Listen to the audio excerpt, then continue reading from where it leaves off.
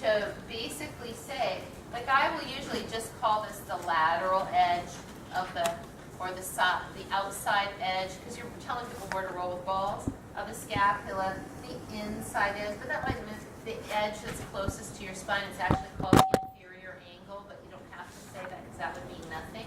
So you're trying to give descriptions of scapula relative to what's around it. The side that's closest to your arm, the side that's closest to your spine. Does that make sense? The top of the shoulder blade.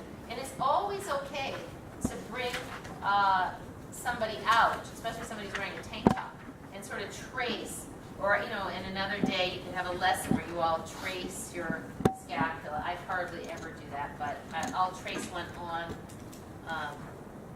because the partner stuff, it just degrades into chaos, and it wastes time for me. I get it sometimes, every once in a while, but too much partner stuff, people just talk. So, and they're not listening to you. So I'm not sure, it's not my favorite thing. But you can hold somebody and trace their shoulder. But Miranda, thank you for wearing the right clothes. So, can you see the edge of her shoulder blade here? Right? So here's the roof of her shoulder. Here's the inferior edge of her shoulder. Sorry, I'm taking this down a little bit. Here's the outside edge of her shoulder blade. I can make it, there's her shoulder blade right there. Yeah? And for some people, if you look at Bob, my husband, his shoulder blades sit up here, right? Because all of this is so tight, that his shoulder blades literally sit here. I saw a guy once, I swear to God, his shoulder blades were up here.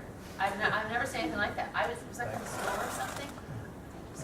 I looked at him and I just went, I have never seen that before. He was like this, and I could see his shoulder blades sitting up here. It's the strangest thing ever. So, who knows where that came from there? All kinds of reasons that people are where they are, right?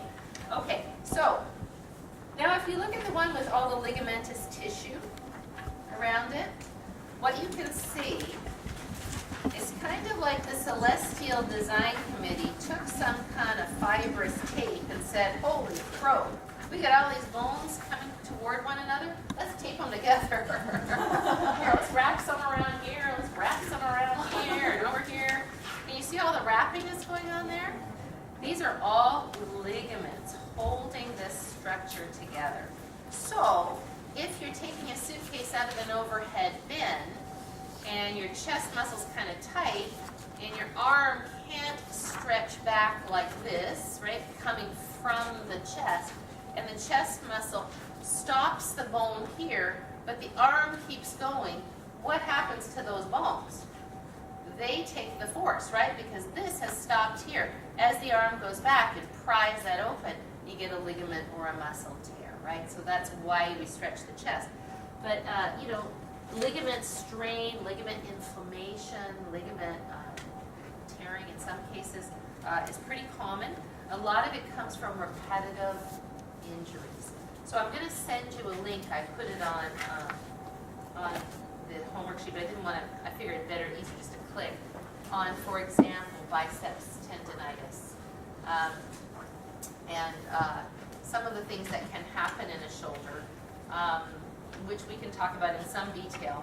But a lot of it comes from overuse. Like Bob's dear son Rob, who, what do I know?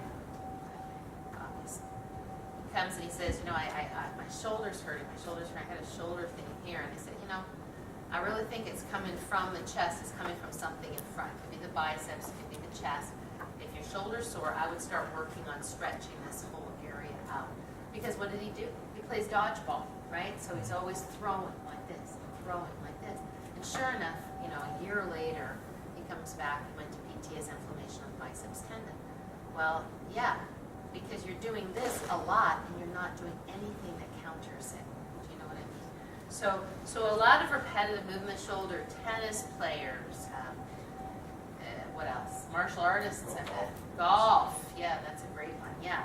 So all of these things can cause problems, and that's why it's good to balance them out. That's why it's good for the yoga business.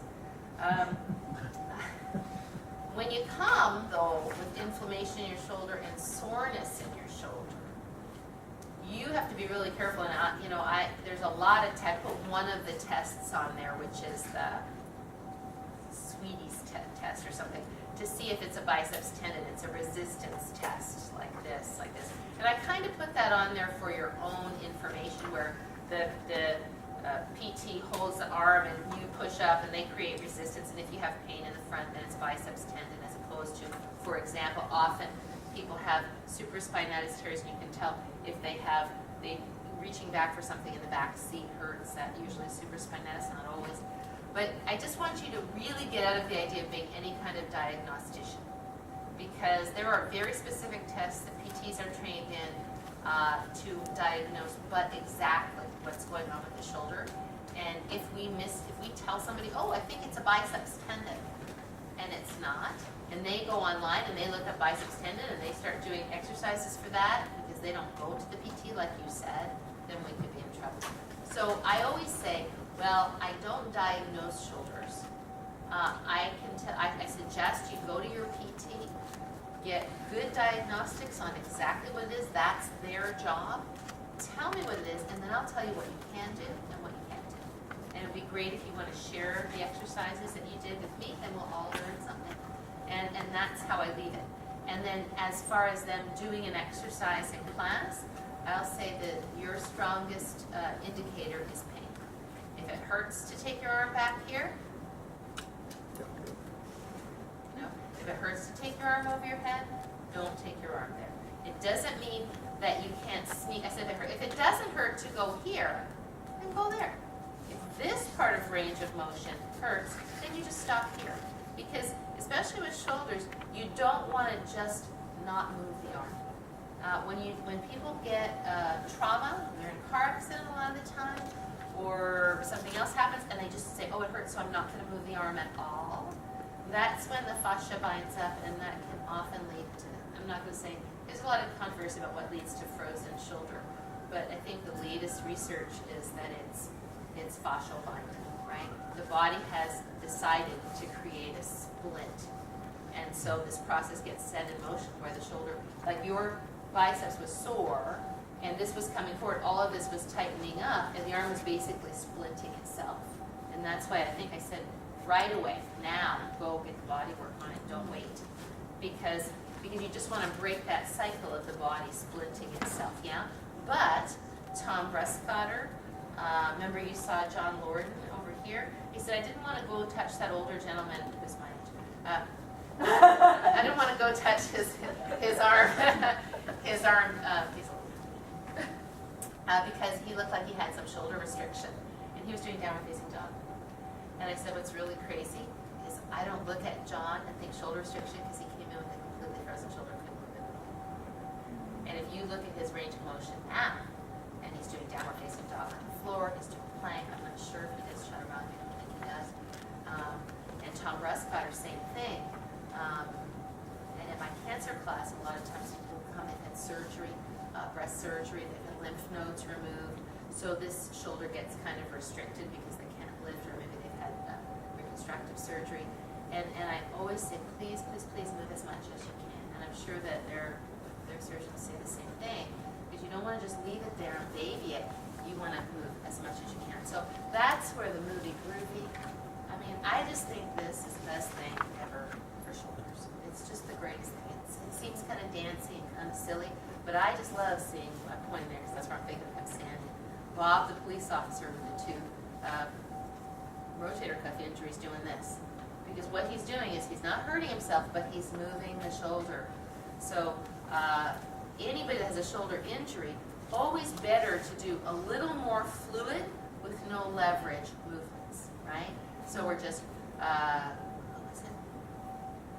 Oh, that was a different issue though. The two heavy-set partners that were here the other day, the female and male, very heavy people, you know, substantially overweight, and kind of doing this. And Lisa kind of looked at them, and I kind of looked at her, and wisely, she didn't go over. Because it was enough for them just to kind of get the feel of this, than to have their arm wrapped, right? They didn't need that. But you could see already in him that restriction around his shoulder, probably because his arm never goes up over his head. And Barry, you saw that in a fairly young guy too, right?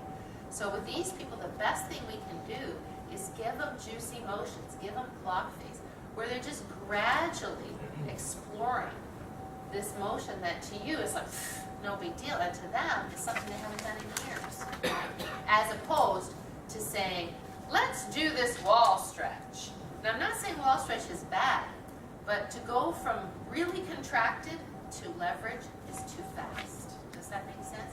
Yoga 2 students, people have been practicing a while, people have already loosened up a bit, great. But I would just go easy on that. So you see, let me get my glasses on. Now you see on this diagram all of the various ligaments. You don't have to memorize all these ligaments. What you need to know is that the shoulder is held together by ligaments, right? If I put any ligaments on your sheet, I might have put one. Oh, the coracoid ligaments. And where are those? Which diagram is that?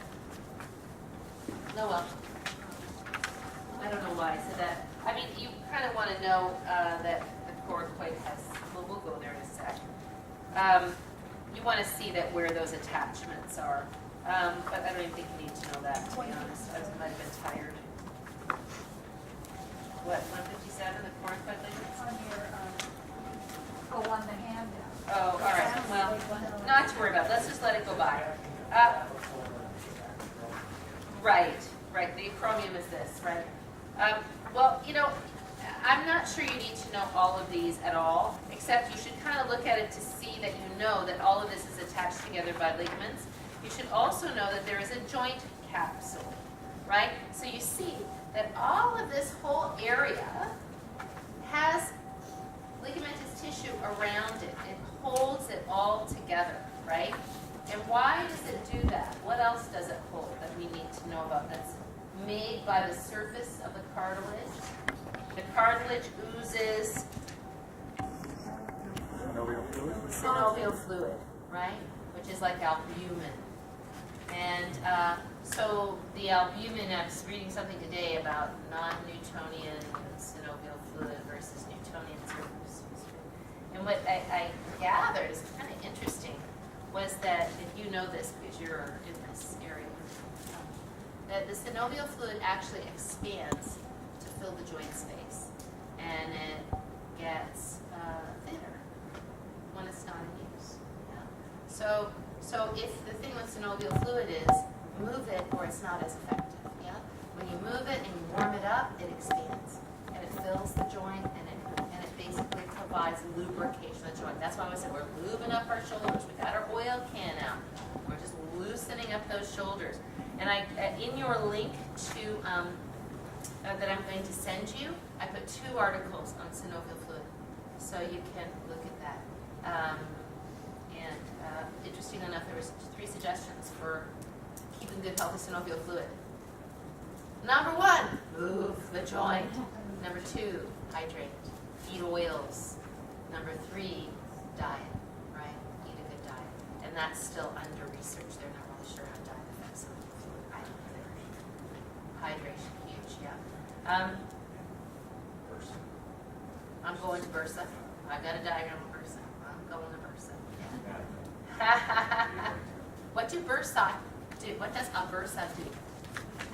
Like a cushion. It's a cushion. Exactly. It's a cushion between what and what?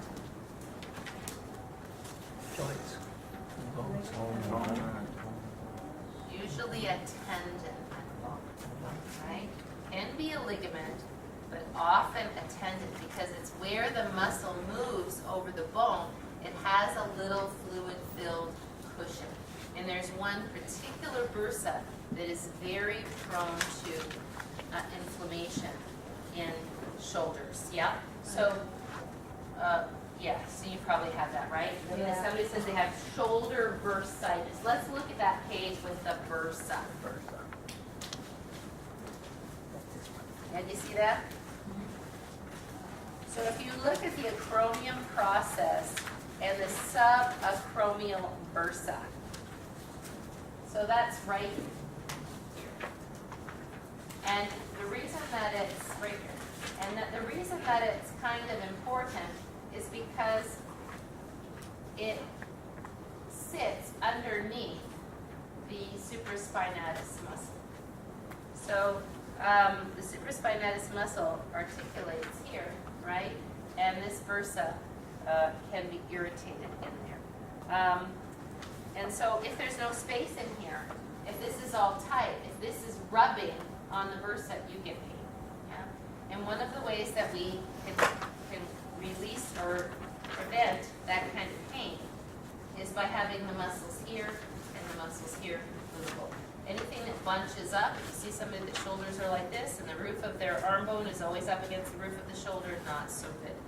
The other way in yoga that we deal with releasing the bursa and creating space in the shoulder joint is through glenohumeral rhythm, which is the most important thing you can learn about a shoulder. We'll go there in a minute. So there's all kinds of little bursal sacs in here. If somebody says they have bursitis, you say, well, so make sure that when you lift your arm, you don't tighten your shoulder. Don't bring your shoulder towards your neck. Nobody with bursitis in general, particularly this one, should do this. Yeah? Watch. When Mr. Here goes the beginning of glenohumeral rhythm. Here's his thumb. When Mr. Boney takes his arm laterally to the side, like this, I thought this was fixed. This will hit this, yeah? And so this is not a great way to lift your arm. Watch, put your hand on your deltoid and arm hanging, and kneel if you like for this or whatever. Take the arm directly to the side, palm down. Now directly to the side, continue to lift it. Does that work? Do you feel the humerus bone hitting the roof of the shoulder? That's what it does. Now just for fun, turn the thumb back and bring the arm just slightly forward. Now what happens? Now it goes up no problem, right? Because you've moved this bone forward of the roof of the shoulder and you've rotated it outward. And that's what we're going to talk about is this rotation of this bone. So the big thing for people with bursa is they have to learn to keep their shoulders from doing this. So that's why we do so much shoulders down, release the arms, come to here. Are your shoulders down? Are your shoulders down? Are your shoulders down? When do the shoulders come up? They come up here, right? Because the only time that your shoulders ever need to be up around your ears is when? When you're hanging from a building. That's right. When your arms are maximally overhead. So this position is meant for hanging, or obviously reaching up and getting the Halloween candy. But it's really meant for hanging. Have you ever watched a movie where the person is supposed to be like hanging from something, and they're like this? Yeah. And their toes are on something, because if they were really hanging, they'd be like this, right? I go like that. I go, that guy isn't really hanging. Oh, hey, you better get me down. I'm like, yeah, right. It's not. It can't happen. I mean, your body's heavy. This is soft tissue. That bone is going to go up. So that's one of the reasons that we talk about making sure. And then we get the people who say, oh, well, I was told that I was never supposed to lift my, I'm in crescent pose. I was told I was supposed to keep my shoulders down like ballet arms and never have my arms up.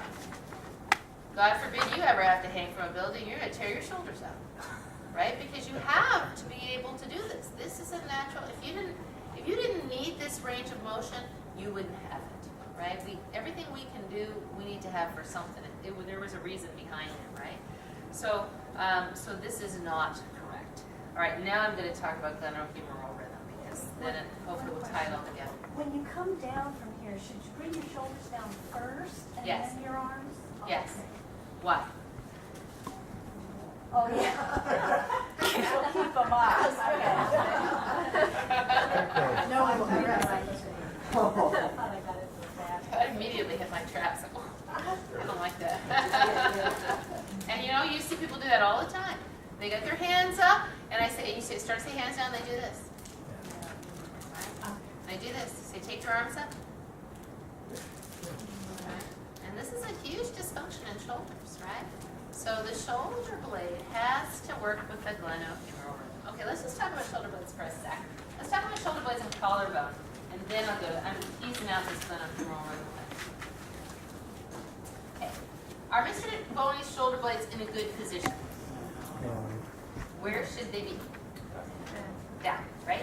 Tips of the shoulder blades. Watch this. He's got, I usually turn them to this side because this collarbone moves better. What? Wait a minute, he has it. Whoop. Whoop. Right? So the difference between those and the one and the other is this. Let's do it together. Tips of the shoulder blades out and forward. This is when your collarbones, I'm exaggerating, but this is it.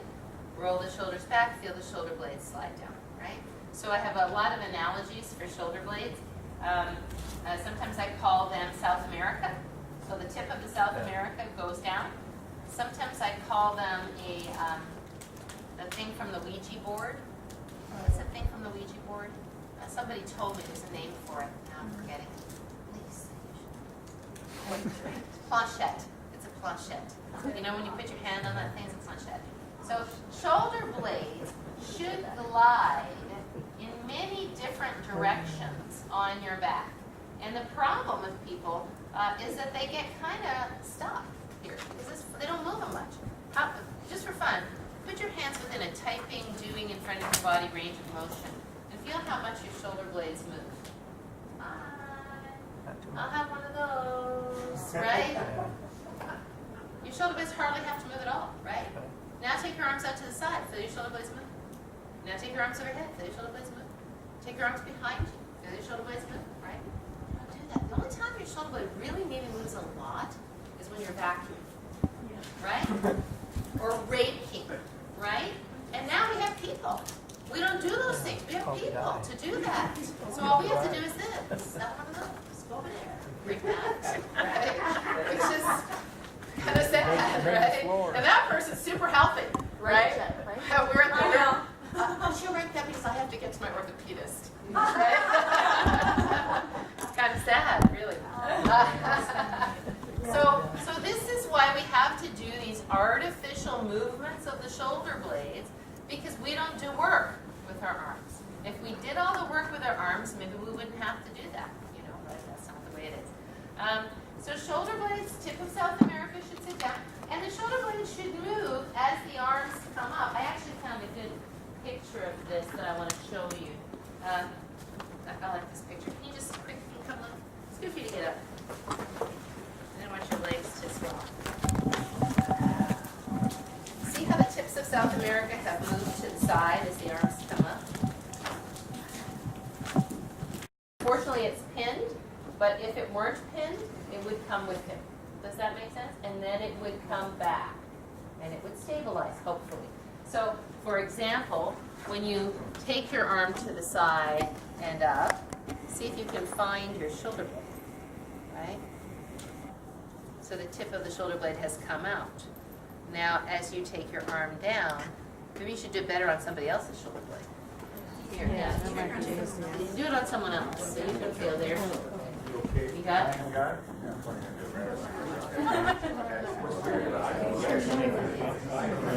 Put your hand, find their whole, see if you can trace their whole shoulder blade. This is actually good.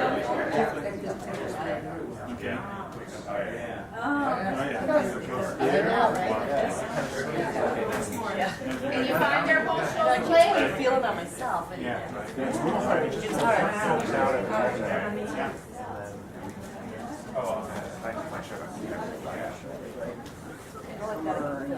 gotta be able to get your arm around yourself. Right? And can you find the roof of their shoulder? What's this called? The acromion process. Can you find the It's right trough? there. Yep. The supraspinatus fossa. So, and if you ask people where their shoulder blades are, they'll go up here. Starting to get too much No, muscle. their shoulder blades are down there. Right there? Okay. Oh, yeah. By themselves. They can fall in relation to gravity. That would be about it, right? And they do. Boom.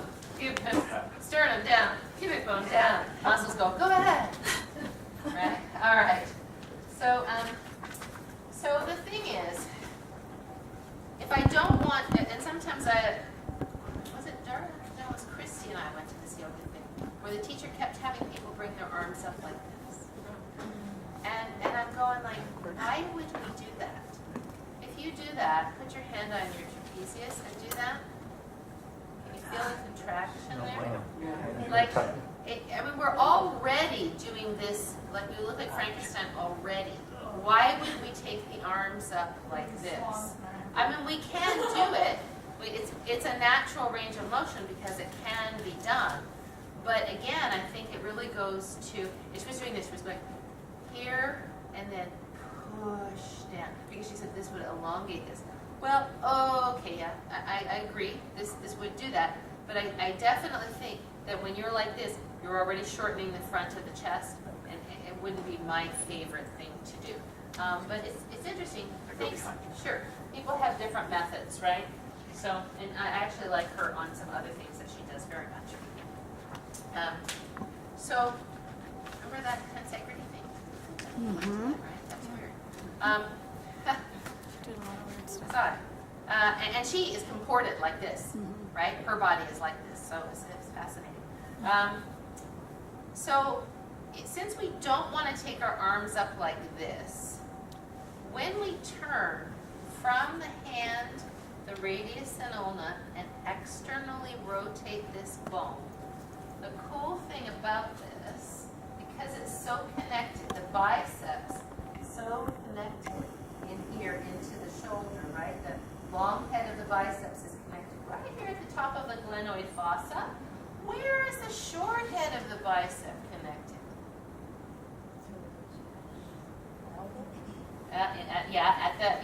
They both of them connect via one tendon to the radius, yes, but at the top, where does it originate?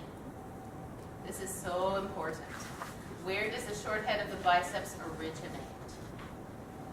We talk about this in my class. At the coracoid process. Ding, ding, ding, ding, ding. All right. All right. So these two muscles connect into the head, in the short head here and the long head here. So and one of the main functions of biceps, they call it like to twist the corkscrew and pull the cork out of the bottle. The main function of the biceps is not to lift weights, although people think that. It's to supinate the forearm. The bicep. Put your hand here, because the bicep helps to flex the elbow and supinates the forearm. Now put your hand here and then go like this. Do you feel your bicep contract? Right? Now pull the cork out of the bottle. Do you feel your biceps contract? Right? So twist the cork, pull it out, right? Or pull it out this way. Maybe it's like this actually. So this action goes from the movement of these bones through the movement here, and all of this tissue that connects in here helps this, which is chronically forward, to move back. And oh, I love how Mr. Boney's shoulder does this. I hope he does it today. Let's see. Come on, Mr. Boney, you can do it. All right, there you go. Here's the big knobbly part of his humerus bone, right? The part that fits into the indentation, right? This part not so knobbly, right? Less knobbly. So we turn it. This turns. This turns. Now, here's Mr. Knobbly part all the way up. There you go. Now, if we lift him straight up, he hits the roof of the shoulder. So by externally rotating him, we bring him around the roof of the shoulder. Now the knobbly part is out, the less knobbly part is in, and we can take the arm. Woo, look at that beautiful shoulder flexion, right? And similarly, we can release him from the roof of the shoulder, right? So let's do this. Let's stand up, because this is the one that I teach us. See, maybe I need to talk a little bit about pectoralis minor. Pectoralis first. Thinking I need to, yeah. All right. So your pectoralis major muscles go from your sternum to the humerus bone. So look at pectoralis major in your concise book of muscles really quick. I'm never going to get to this glenohumeral.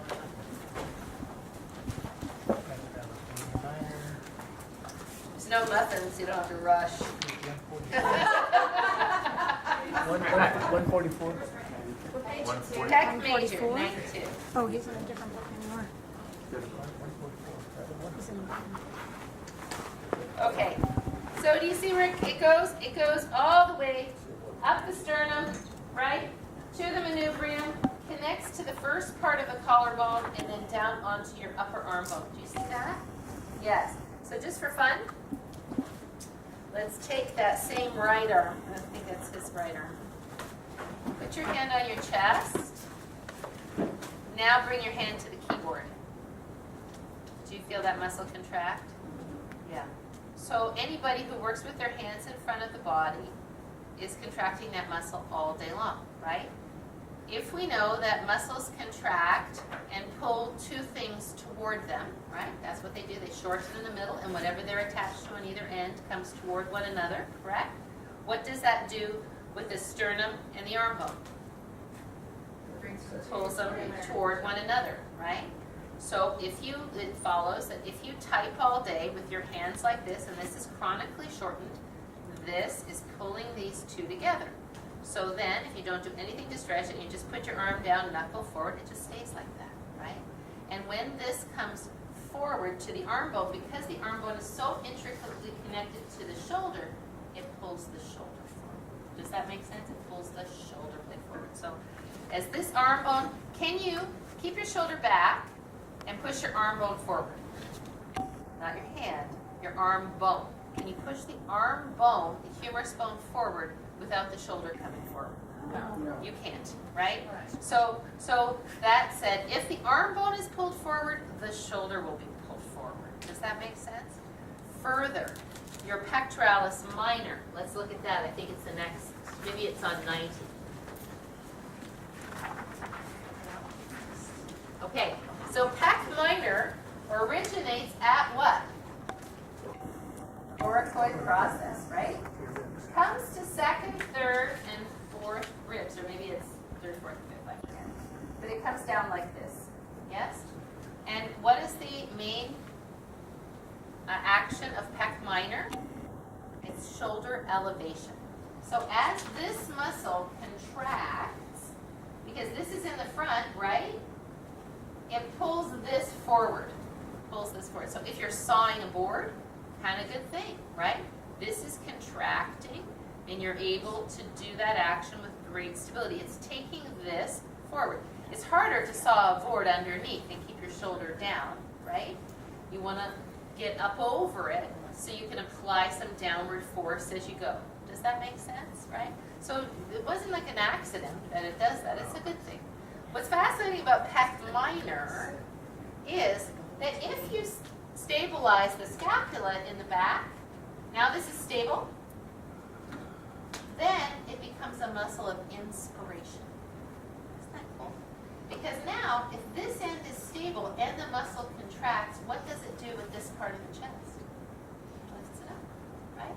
So if I want to take a deep breath and fill my chest, right, and I'm like this, can I do it? I don't get any movement here, right? But if I stabilize my scapula, go ahead, do it. Roll your shoulders back and down, stabilize them. Now, put your hand right at the coracoid process in the pectoralis minor. Take a big breath up into your chest. Do you feel this area swell open? Yeah? So in yoga, we spend a lot of time, thank you so much, focusing on breathing here.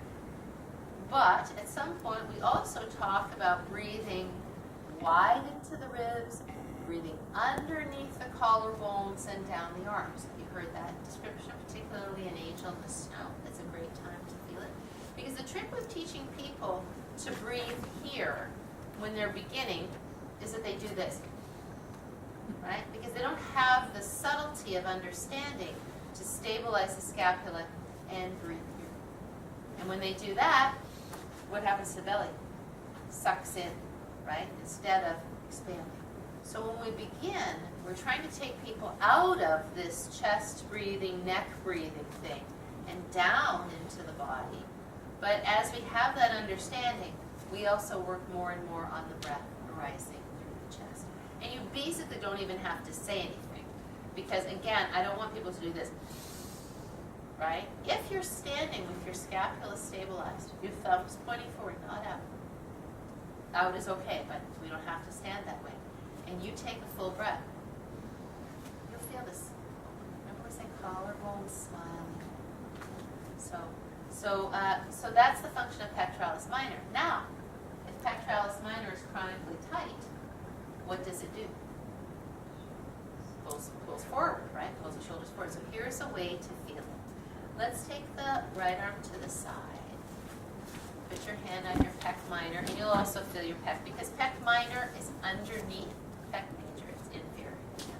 So thumb down, feel the whole capsule of your shoulder, the deltoid go forward, the acromion processes forward, and the shoulder blade is elevated, correct? Yes, do you feel that? Now turn your hand just flat. Already shoulder blade sliding down, right? Roof of shoulder moving back. Turn your thumb up. Already more space here, yes. Now this is stretching the chest more. Now this is where we feel pectoralis minor. This is where you feel coracoid process. In this position, thumb back. Now you'll feel the presentation of the coracoid process. Do you feel that? It's like it goes whoop, forward, right? And as it does, do it again, just from here. What do you feel in your shoulder blade? Ooh, right? Ooh. It's just beautiful. Thank you. Put that down. So this is where I teach my students this all the time. We start from here. Now, are you more likely to bring your hands to the keyboard like this or like this, right? So one thing to think about is elbow positioning when we talk about shoulder, right? So we'll say when you take your elbows, put your hands out front. Or no, just yeah. Okay, hands out front. Sorry. Take the elbows up, feel your neck. What's happening with your shoulder blades right now that we just saw a picture of? They're winging up, right? And it tightens the neck, because what is this position of the shoulder blade meant for? It's meant for this, right? It's okay if you're here, but if you're here, now the shoulder blades are in a problem. So elbows into the body, better for your neck, better for your chest, than elbows at 10 and 2 on the steering wheel, right? So DMV doesn't even teach 10 and 2 on the steering wheel anymore. They teach 9 and 3. Go 10 and 2, 9 and 3, American DMV, 8 and 4, Canadian DMV. Posture. We Canadians are much more posture. This is better. 8 and 4 is even better.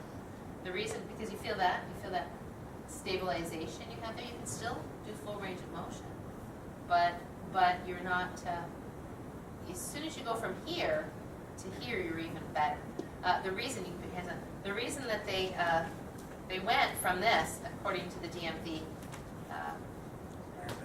online traffic school, is airbags, right? The airbag explodes and your arm blows back. Oh, and guess what? If you do yoga, maybe you won't tear your shoulder out. Why?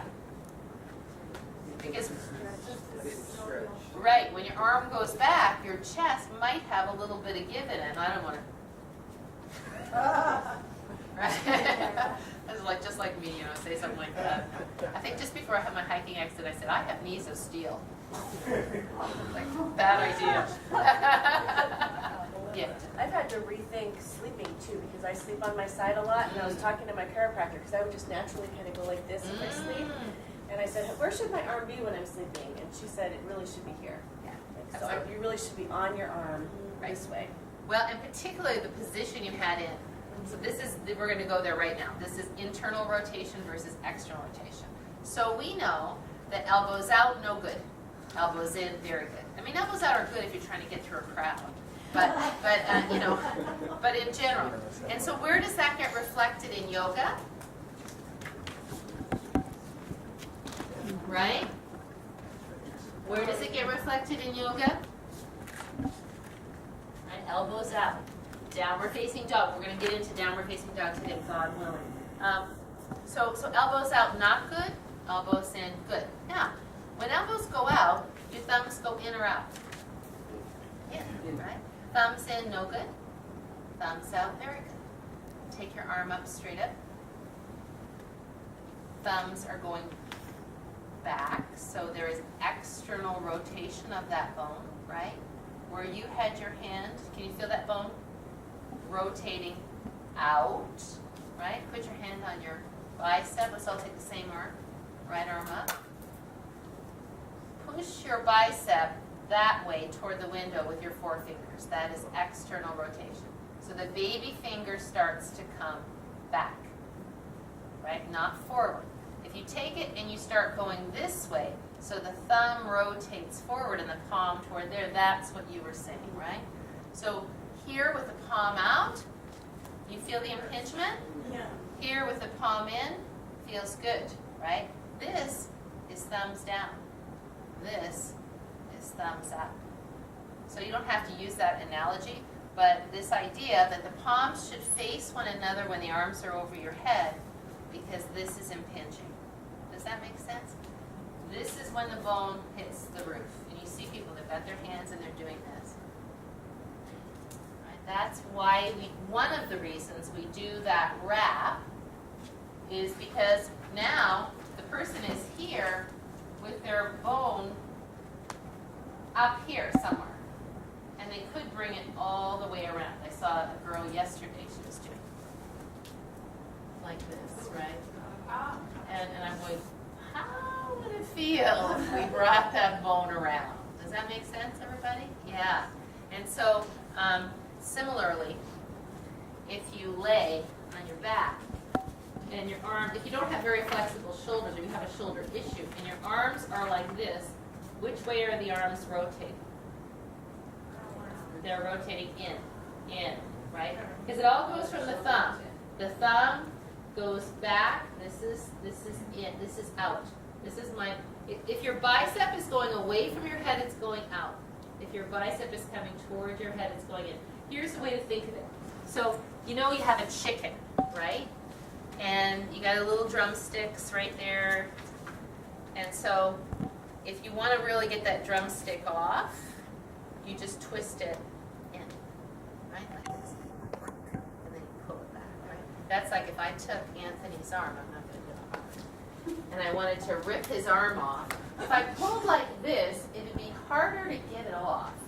If I really pushed that forward, I could. But if I wanted to rip this arm off, I would take it like that and pull back, and this thing would snap out in no time. Does that make sense? Yeah? Is there something like that in martial arts? Oh, yeah, but I was just going back to the internal rotation. So from the anatomical position, Right. it's the same, you're Right. right, but it really is obvious here. Here, right. That's Right. So out. this is out. Same. And then when you come up, this is out. Yeah, that's good. I like that. Yeah. Right? Out is thumbs out. In is thumbs in. Carry that all the way up. Right? In. Can you feel your constriction? Thumbs forward. Out. In. Out. See that bone wrapping around. When we say wrap your shoulders, it's because we want to get that bone around the roof of the shoulder, and also because we want to stretch the latissimus dorsi. So, yes. Quick question, before when you did that, adjustment, is it okay to do an adjustment with your arm there? I've seen some teachers say, let's bring the arm down, swing it around, and now bring it forward.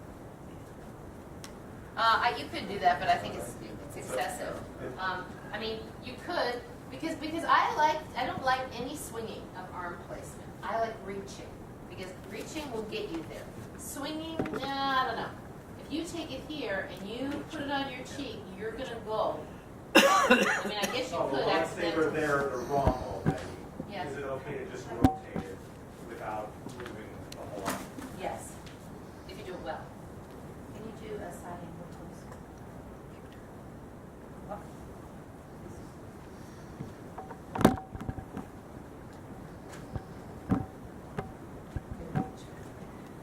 That is perfect. Bend your- you just bend your knee like this. There you go. Okay, so here she is. She's leaning over. Her arm is doing something like that, right? Yeah. I don't need to move her whole arm. I'm just coming in, I'm standing very close in case she falls back. I take the shoulder, I move the arm bone around the roof of the shoulder, I'm supporting the radius and ulna to go in the right direction, and then I finish with the fingers. Yeah? So, so I don't think you need to do that. But you have to do it well. And we'll get, today is just learning about shoulders. We'll do that adjustment. I think we have done that adjustment. Okay, so let's go over glenohumeral rhythm, and then don't let me forget latissimus dorsi. Okay, so watch. This is the glenohumeral rhythm. Finally. The gleno is the glenoid fossa. Humeral is the humerus bone. So the idea being, I hope I didn't mess him up completely. The idea being that, I better use this other arm. I said that so many times. That this bone should be down in the shoulder socket, externally rotating. As the arm comes to the side, she has a whole section of glenohumeral rhythm. Then this bone should come around the roof of the shoulder, and once it's around the roof of the shoulder, it should fit in here and lift all the way up. And now remember, the reason his doesn't look very good or go very far is that he's pinned here. If he were able to wing those shoulder blades out like a bell, remember, then this would look a little bit different. Then this gets released away from the roof of the shoulder, opens, palm up, and then comes all the way down, palm up. So this is the glenohumeral rhythm.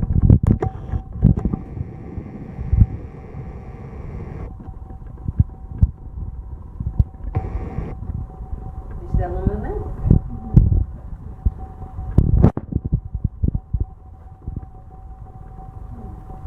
Now, here's a little thing. Did you notice that when I started, just as I initiated the movement, there was a slight depression? It's not, okay, I'm ready. Right? So we will all tend to stand, especially if we're kind of nervous, we'll all tend to stand a little shoulders elevated. So a nice instruction is to say, reach down, reach out. Yeah? So then, not only have you taken these, not so much that you're, triangulating your trapezius, but so much that you just, you stretch this a little bit from a place where it was probably a little contracted, and you move the humerus bone down into the bottom of the pear, the glenoid fossa, right? So that's then a good place for that bone to rotate. And then it comes forward. And for everybody, it's going to be a different place right here. If my chest is really tight, and now I try to go, okay, I got my arms right to the side. Say this is where my bone is. You see the problem here? Arm coming back, shoulder coming forward. There's a lot of stress on the front of the shoulder, and there's stress in my neck. So the side for each person is kind of unique. And the way you know where it is the place where the tip of South America can be flat into your back to the extent it can be for you, and you can feel an easy rhythm of the arm coming side without strain, feeling chest open, and feeling that moment where the moment where this arm bone comes in front of the acromion process is the moment where that winging really starts to lift up. Is this kind of like Angel in the Snow, but standing up? This is sun salutations. This is every time you take your arm up. Every single time. So when you do Angel in the Snow on the ground, is that a sensation on the ground? Yeah, absolutely. Yeah. So this is the main action of yoga, right? Probably one of the main actions we do. We teach it right from the first day.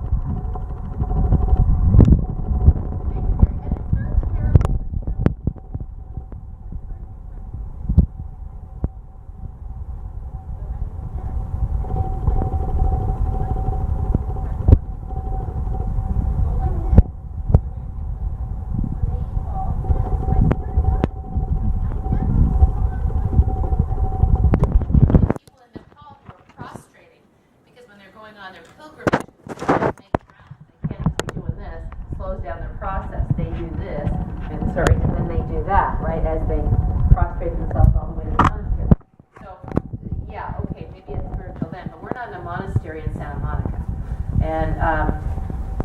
And we're really not helping our students by not allowing them as much of this as we can get in a day, right? Because this is the expansion of shoulders up and back and down. And what does it expand that this doesn't? Very important. Biceps, right? When your arms come out like this, your biceps stretch. Which is why I don't like when people do their Vini yoga and they take the arm up like this and it's looking pretty good, and then they go to finish and it's just like this. Right? Number one, this is weight. So this weight coming to the side creates leverage to roll this structure back. This bone is leveraging this back. Now, this bone is great, but if I add all this weight out here, it's a lot heavier and there's more leverage, correct? If I hold a 5-pound weight here, it's not as heavy as I hold it out here, right? So when we take the arms to the side, we want the elbows soft. Why? Let's do it. Soften the elbows just a little bit. Now straighten them. Scapula comes up a little bit, maybe. You get a lot of locking in the shoulder blades, a lot of tension. And for most people who don't know how to do this well, when they have straight arms, their shoulders will come up, right? So if we say straight arm, the shoulders get very tight and rigid. So the softness of the elbow, number one, is to create fluidity in the trapezius and the muscles of the shoulder. But Mike came up with this term, and I loved it a lot. Do you still call it that? Yeah. He says, present the elbows. Present the elbows, which is just great. Take your arms up like this if you went, elbows forward. Which way is your shoulder blade going? Back and down. Can you feel your coracoid process coming forward? Yeah? Now take your elbows back. Which way do your shoulders go? Forward, right? So, and if your elbows are neutral, they're likely to go back. And your shoulders, then you start doing this. Right? So when you tell people to soften the elbow, present the elbow forward, and then get some extension, you're still getting bicep stretching. Why? Because coracoid process is going back. If coracoid process was coming forward, glenoid fossa was coming forward, you'd be short. You'd be shortening here. You wouldn't be extending. Does that make sense? Put your hand on your bicep. Do it. Go forward, go back. If your arm's an extension. Yeah, you get more stretch. I mean, not a lot, not as much stretch as if you did that, for sure. But you don't want to restrict the flow of the muscles here. Yeah? Does that make sense, everybody? We're going to almost finish this, and we're going to take a break, and then we're going to go on to the muscles of the rotation. Femoral rhythm, the arms lift completely. The glenohumeral rhythm is present in downward facing dog, hugely, right? So, we'll get to downward facing dog in a sec. The other reason that we want this arm bone to internally rotate and lift up is because of the latissimus dorsi. Find your latissimus dorsi in your book, please. Awesome.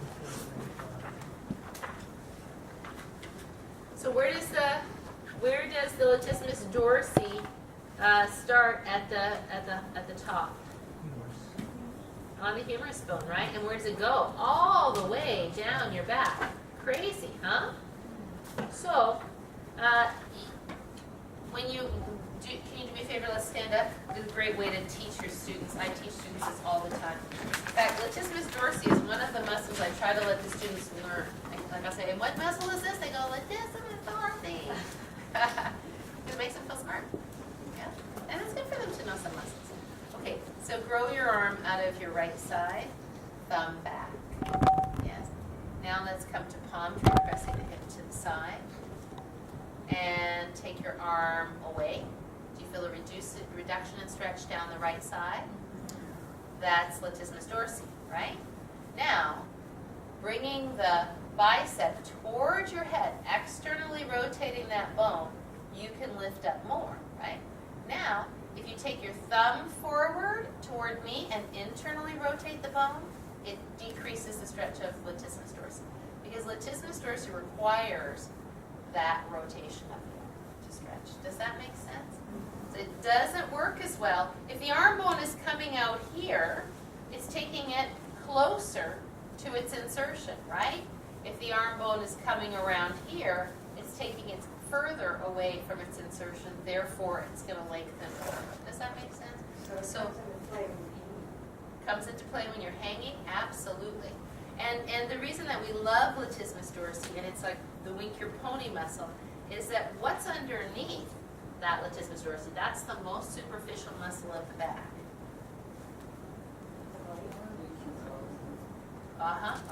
Yep, the quadratus lumborum, the erector spinae, all of those guys are in there.